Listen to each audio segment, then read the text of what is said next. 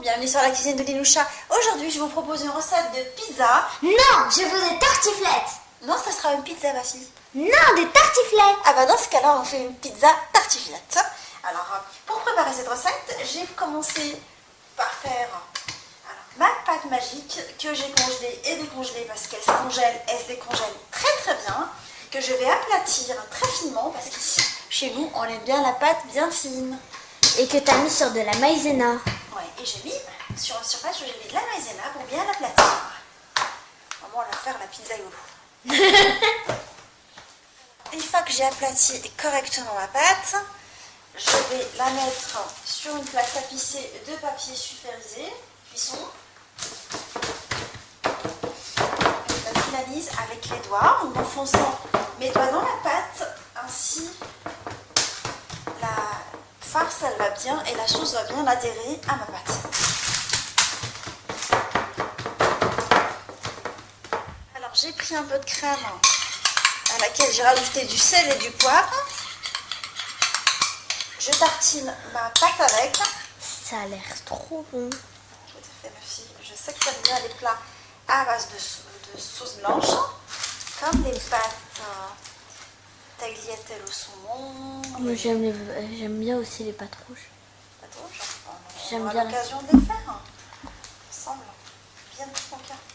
Alors, je badigeonne la pâte complètement avec cette sauce.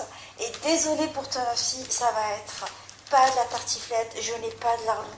Ça va être une pizza et je n'ai pas de reblochon. Ça sera la prochaine fois. Ça sera une pizza pour faire un bon compromis. Ça sera plutôt une pizza raclette.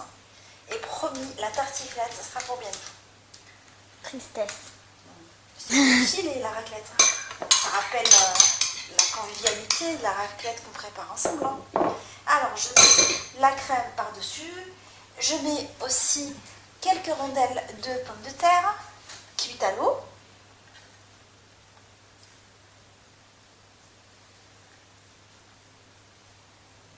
T'arrêtes de manger la charcuterie.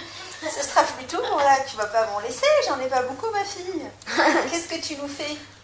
Faut laisser un peu de garniture. Le four m'appelle aussi pour me dire que c'est prêt. Là, on va speeder pour bien manger.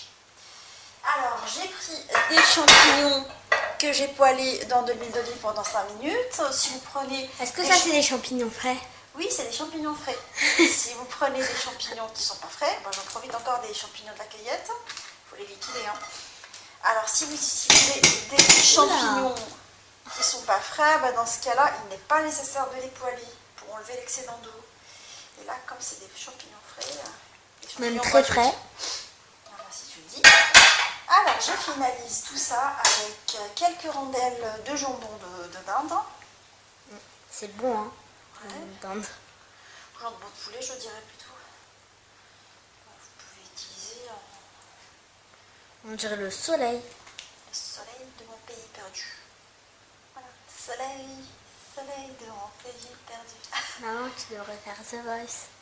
Non, je chante très très mal. Pas grave. Quand je chante, il pleut, en général. Alors, je mets des lanières d'une façon... Moi, il y a l'orage. D'une façon aléatoire. Et là, je mets l'ingrédient fétiche qui est La raclette. le fromage raclette.